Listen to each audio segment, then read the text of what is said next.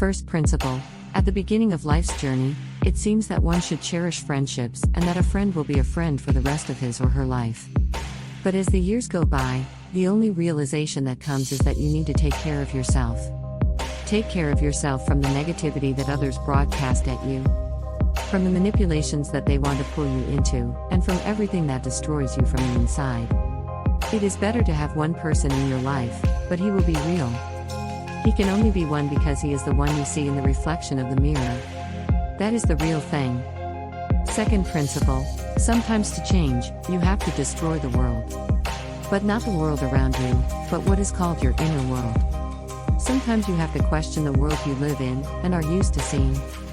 You need to change your vantage point and question everything you do, creating a new experience. Experiences that will immerse you in new situations and change your perspective on many of the ordinary things you are so used to seeing. These are what keep you in the same position. Principle 3: conflict with ourselves can lead to internal burnout. If we hide things from ourselves, have fears, or put up with and tolerate things that pressure us, we will inevitably come to a point of decline and burnout. What makes this happen? That sometimes everything seems to go wrong and nothing pleases, but it is worth to happen something good in our life. And immediately there is strength, energy, and life begins to play with completely different colors. But most often such events happen for reasons beyond our control. And here it is possible to fall into the trap of constant expectation of something good, but at the same time to remove the responsibility to do something yourself. You want a savior to come and save the victim. You can wait a long time, and the rescued one day will find himself in the same situation again. When you do not change your life and do not contribute by doing something, you will endlessly fall into situations of one or another addiction. Allegedly something is stronger than yourself. No. You are the strongest person. You are much stronger and more beautiful than you used to think of yourself. A conscious person does not tolerate anything that makes him become not himself or puts him in situations where he loses himself. He chooses his feelings. And no matter how painful and scary it is, he goes his own way, even if he has to lose everything. Loss is not seen as something to be missed. Loss is a surrender to the uncertainty of the world. And if you want to gain something new, you give up the old. The cup cannot be filled if it is already full. Drink it or pour it out. That's how it is in life. Everyone chooses his own path. And how good or right is the matter and choice of each person. By and large, no one but you is responsible for your feelings and emotions. Only you decide where to be, who to be with, and who you are. Fourth principle: remember that everything begins and everything ends. You will be on top of the world and you will be brought to the bottom. That's life, and that's the way it will always be. Spend more time being aware of your surroundings and try to live life's moments in the present. Not in an illusory vision of a frightening future or in regrets about the past. Everything ends and everything begins.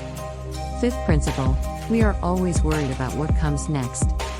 Fear drives us to do something, to take action, and to create new things. We are doomed to know nothing as well as what comes next. After all, if we knew it, we would stop acting altogether. Why do anything when everything is already predetermined? But there is also no point in being constantly afraid when that fear is only in our head. And there is nothing in the outside world that needs to be done or fixed. Do what is being done now, and you have nothing but the present. Sixth principle: a person becomes weak when he stops hearing himself. Stops hearing his desires and making his actions based on his feelings. Man becomes weak when his inner voice is interrupted by the voices of others and their opinions. No one knows what is best for you. And not everyone knows what is best for them, but everyone is so eager to teach and instruct. Start listening to yourself and give advice to yourself, not to everyone else. Realize the power of your advice and then maybe others will want to adopt it for their own growth.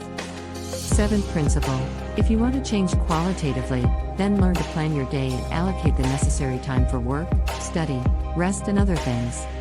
Most often we are rushing around in a chaotic order, trying to take on everything at one moment in time, but in the end we do not have time for anything. Constantly being dissatisfied with the process of life. Man is a closed system, inseparable from the system of the whole society. And people of the past also had their own planning: wake up at dawn, work until sunset and rest.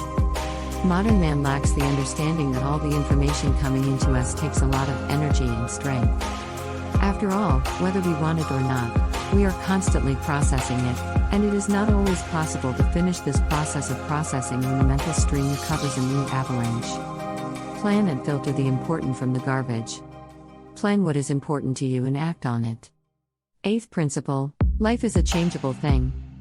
And it will always be different.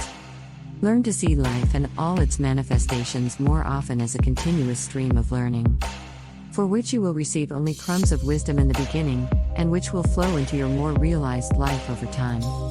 Ninth principle: live life and don't forget 3 simple rules.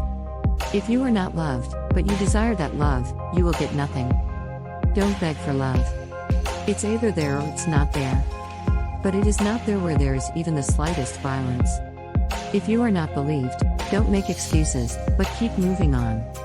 If you're not appreciated, don't prove it, but keep moving on your way. Thanks for watching.